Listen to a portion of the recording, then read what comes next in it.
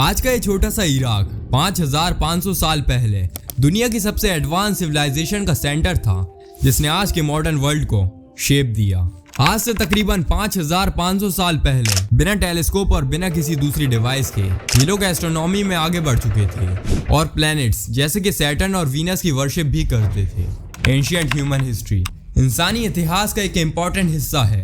इसमें इंसानों ने कई इन्वेंशंस की और अपने आप को सिविलाइज किया। इस एरा में ह्यूमन हिस्ट्री की कई अहम सिविलाइजेशन शुरू हुई। इन्हीं सिविलाइजेशन में से एक मेसोपोटामिया की सिविलाइजेशन भी थी। लेकिन मेसोपोटामिया है क्या? यहाँ पर सिविलाइजेशन की शुरुआत कैसे हुई? इस सिविलाइजेशन ने कौन से इन्वेंशंस किए? इस सिविलाइजेशन का रिलीजियन क्या था? और वो कौन सा मिस्टीरियस इंसान था जिसने इस सिविलाइजेशन में आकर इसके रिलीजियन को ही बदल कर रख दिया? और वर्ल्ड की पहली एम्पायर कैसे बनी, ये आप जानेंगे इस वीडियो में। सब्सक्राइब। एंशिएंट मेसोपोटामिया इराक के दरियाए दजला और फरात के आसपास के इलाकों को कहा जाता है। दजला यानी टिग्रिस और फरात यानी यूफ्रेट्स। मेसोपोटामिया का मतलब ही ग्रीक में दो दरियाओं के दरमियान की जमीन है। मेसोपोटामिया में अर्बन सिविलाइजेशन की शुरुआत सुमेरियन से हुई, जो 4000 BCE के दरमियान मेसोपोटामिया के साउथ में आकर आबाद हुए। मेसोपोटामिया का इलाका एग्रीकल्चर के लिए बहुत सुइटेबल था, जिसका सुमेरियंस को बहुत फायदा हुआ। मगर इस फायदे के साथ कुछ प्रॉब्लम्स भी थे। इस इलाके में कई बार सैलाब और कहत आता था और हमले का खतरा भी था। इन सब से बचने के लिए सुमेरियंस ने डिचेस बनाना शुरू कर दिया, जिनमें बारिश के वक्त पानी स्टोर कर दिया जाता और कहत के दौरान इस पानी को इस्तेमाल कर लिया जाता। हमलों से बचने के लिए मिट्टी की बनी ईंटों की दीवारें बनाई गई और जल्द ही सुमेरियंस की सेटलमेंट्स शहरों में तब्दील हो गई। शुरुआत में इन शहरों पर सुमेरियंस के प्रीस्ट हुकूमत करते थे और शहर के हर फैसले प्रीस्ट ही करते थे। यहाँ पर इस वक्त प्रीस्ट जो है ना, बादशाह का रोल निभा रहे थे। मतलब प्रीस्ट है ना, इनके लिए बादशाह जैसे ही थे। सुमेरियंस के नजदीक ये प्रीस्ट उनके गॉड से भी बात कर सकते थे और इन्हें खुश करने के लिए सुमेरियंस अपनी प्रोडक्शन का एक बड़ा हिस्सा इन्हीं प्रीस्ट को देते थे। Like modern day tax. जिस तरह हम गवर्नमेंट को टैक्स देते हैं, उसी तरह ये लोग अपने पुजारियों को टैक्स या खिराज देते थे, जिसकी वजह से सुमेरियंस के टेम्पल्स जो शुरुआत में सिंपल थे, वो पिरामिड स्ट्रक्चर की बड़ी बड़ी बिल्डिंग्स में तब्दील होना शुरू हो गईं, जिन्हें जिग्गुराट कहा जाता था। ये सुमेरियंस के शहर के सेंटर में बनाए जाते थे और शहर की दूसरी बिल्डिंग से बहुत बड़े होते थे। सुमेरियंस ही ने एक हफ्ते को 7 दिनों में डिवाइड किया था और हर दिन को अपने 7 खुदाओं के नाम पर रखा। Like Monday was Marduk, which represents planet Jupiter.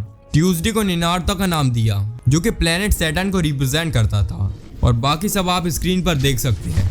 इनके गॉड्स के नाम है ना, काफी कॉम्प्लिकेटेड थे, आपको भी अजीब लग रहे होंगे। वक्त के साथ साथ शहरों में प्रीस्ट की ताकत खत्म होना शुरू हो गई और हर शहर जिसे पहले प्रीस्ट रूल कर रहे थे, अब उसे दूसरे लोगों ने भी रूल करना शुरू कर दिया और सुमेरियंस का हर शहर एक अलग स्टेट बन गया। सुमेरियंस कई गॉड्स को मानते थे। हर काम के लिए उनके अलग अलग गॉड्स थे। यहाँ तक कि हर शहर का भी अलग गॉड हुआ करता था। ये लोग स्टार्स, प्लैनेट्स और एंजल्स की आइडल्स बनाकर उन्हें अपना खुदा मानते थे। इन लोगों के यहाँ आइडल मेकर की बहुत वैल्यू थी, यानी जो इनके खुदाओं को तराशता था वो भी इनके लिए गॉड ही के बराबर था। सुमेरियंस के बीच एक ऐसा मिस्टीरियस इंसान आने वाला था जो इन सब वर्शिपर्स और गॉड्स को खुदा मानने से इनकार कर देगा और उन्हें सिर्फ एक खुदा को मानने का हुक्म देगा। वो इंसान आखिर कौन है और यहाँ कब आएगा, ये फिलहाल एक मिस्ट्री है जो आगे चलकर आपको मालूम हो जाएगी। सुमेरियंस ने समंदर में सफर करने के लिए शिप्स भी तैयार की थी, जिनसे वो इंडिया और दूसरे इलाकों में ट्रेड करते थे। दुनिया में सबसे पहला व्हील भी सुमेरियंस ही ने इन्वेंट किया था 2900 BCE। साउदर्न मेसोपोटामिया में एक बड़ी तादाद में मजीद सुमेरियंस आकर आबाद हो गए, जिससे शहरों के दरमियान जंगें होना शुरू हो गई और हर शहर ने अपनी एक फौज बना ली। लेकिन क्या आपके मन में एक सवाल आया, आखिर ये सुमेरियंस आते कहाँ से थे? ये जानना है तो सब्सक्राइब। इन फौजों के जनरल्स शहर के पावरफुल लोगों में शामिल हो गए और जल्द ही उन्होंने शहर की गवर्नमेंट्स पर भी कब्जा कर लिया। 2350 BCE साउदर्न मेसोपोटामिया के एक शहर उमा के हुक्मरान लुगालजागेजी ने साउदर्न मेसोपोटामिया के शहरों को जीतकर साउदर्न मेसोपोटामिया में अपनी हुकूमत बना ली। मगर जुगालजागेजी की इस हुकूमत के लिए सबसे बड़ा चैलेंज नॉर्दर्न मेसोपोटामिया में शुरू होने वाला था और वो था ह्यूमन हिस्ट्री की पहली एम्पायर का फाउंडर सरगोन।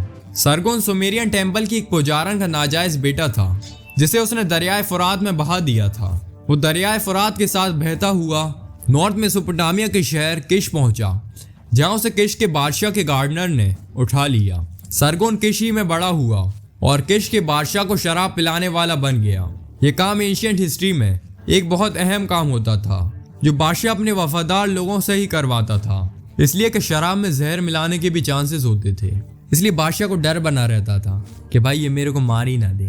साउदर्न मेसोपोटामिया के बादशाह लुगालजगेजी ने जब किश पर हमला किया तो किश के हुक्मरान ने सरगोन को लुगालजगेजी के पास जंग रोकने के लिए भेजा, मगर सरगोन लुगालजगेजी के साथ शामिल हो गया और इसने बादशाह के साथ गद्दारी कर दी, जिसके बदले में लुगालजगेजी ने उसे किश का बादशाह बना दिया।